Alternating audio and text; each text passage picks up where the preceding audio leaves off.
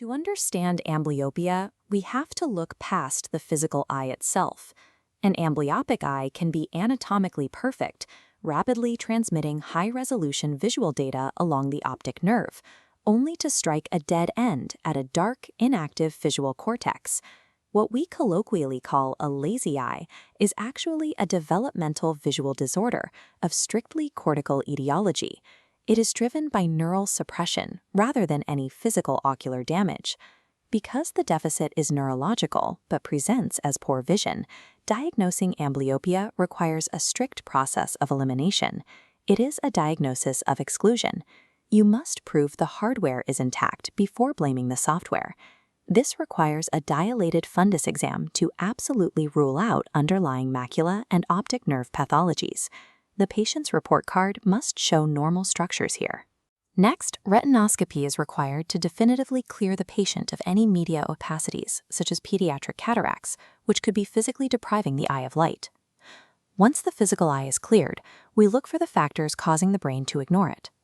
The most common culprit is anisometropia, where a significant difference in refractive power between the two eyes forces the brain to suppress the blurrier image. The second major amblyogenic factor is strabismus. When the eyes are physically misaligned, the visual cortex suppresses one feed entirely to avoid debilitating double vision. Clinicians resolve this by forcing the visual cortex to rewire itself until it accepts the previously ignored optical signal. Before we can force that rewiring, we have to measure the depth of the deficit. The clinician's primary objective is to isolate and improve monocular function, specifically visual acuity and fixation, before attempting any binocular integration. This requires age-calibrated baselines.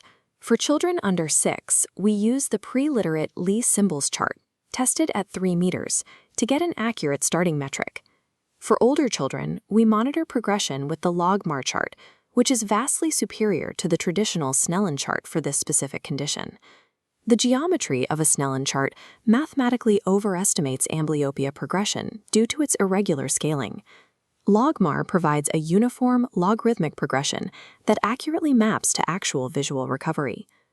This brings us to the crowding effect, the hallmark behavioral symptom of cortical suppression.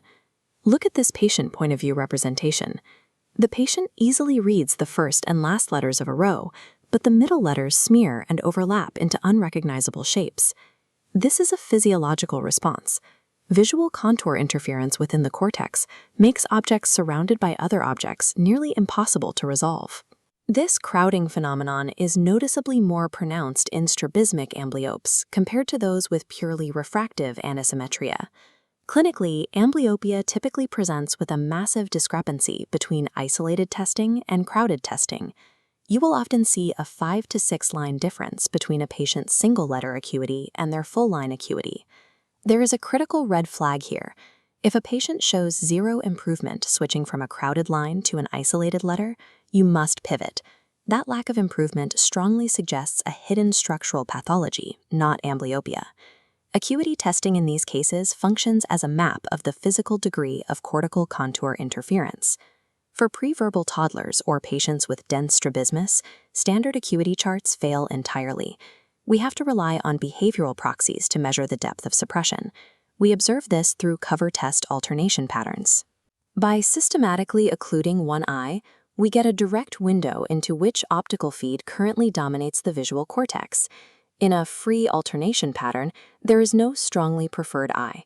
When you cover the fixating eye, the uncovered eye takes over the target seamlessly. If the patient holds that new fixation indefinitely after the cover is removed, amblyopia is highly unlikely. The diagnosis becomes clearer in a forced alternation pattern. Here, the patient has a strongly preferred fixing eye. If you force the non-preferred eye to take over, it will hold fixation for only 1 to 2 seconds before drifting away. That strict holding limit indicates moderate cortical suppression. The most severe behavioral response is unilateral fixation. When the occluder is removed, the previously covered eye instantly snaps away from the target, refusing to hold alignment for even a fraction of a second. This immediate deviation response confirms a dense amblyopia. The brain simply refuses to process that eye's input when given a choice. The cover test demonstrates what acuity charts only imply, which optical signal the brain accepts and which it aggressively rejects. Once the suppression is mapped, we begin treatment.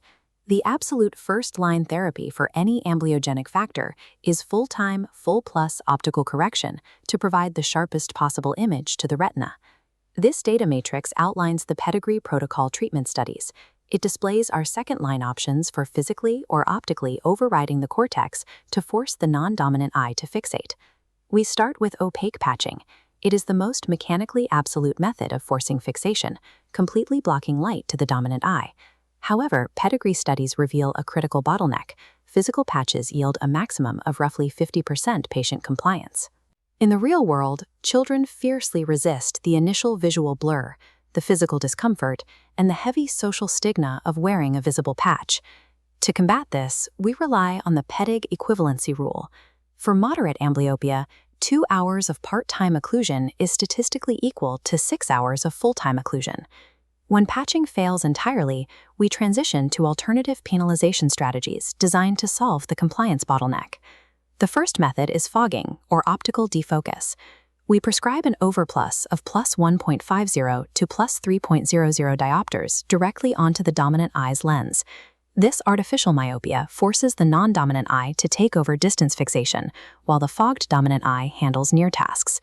The limitation is that fogging requires a baseline acuity of 6/12 or better in the amblyopic eye. If weaker, it results in total patient impairment. When acuity is too poor for fogging, we use atropine therapy as our pharmacological alternative. Applied daily or weekly, atropine acts as both a mydriatic to dilate pupil and a cycloplegic to paralyze the focusing muscle. This artificially presbyopes the dominant eye, blurring it down to a near visual acuity of 690 and forcing the amblyopic eye to take over fixation. Atropine's primary advantage is its viability for significantly worse baseline visual acuity, accommodating eyes as poor as 648, while still achieving a solid 70% compliance rate.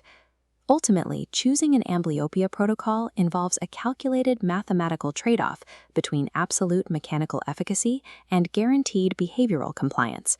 This chart shows the projected recovery timeline for a compliant patient. Managing that recovery requires a rigorous monthly review cycle. As you can see, we expect a steep visual acuity improvement curve during the first 3 months of compliant treatment. The younger the patient, the faster this initial response.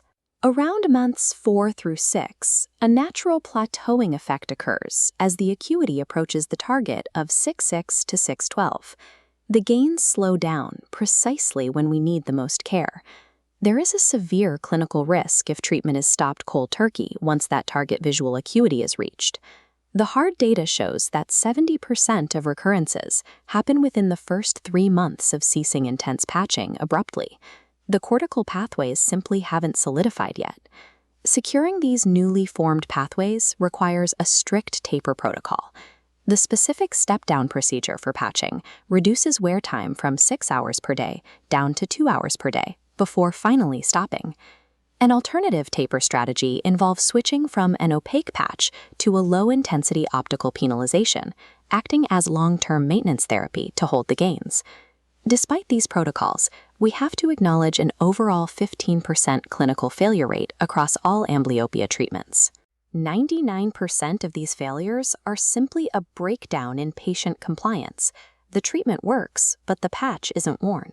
The remaining 1% represents a true mechanical failure mode, eccentric fixation. Here, a view through a visioscope shows that the patient's actual fixation point has shifted off the central macula entirely and settled on a peripheral retinal location. This represents a permanent structural cortical shift. Once eccentric fixation sets in, standard patching and penalization are rendered completely ineffective. Clinical mastery of amblyopia involves forcing the initial neural override, managing the compliance bottleneck, and landing the visual cortex into a self-sustaining state of binocularity.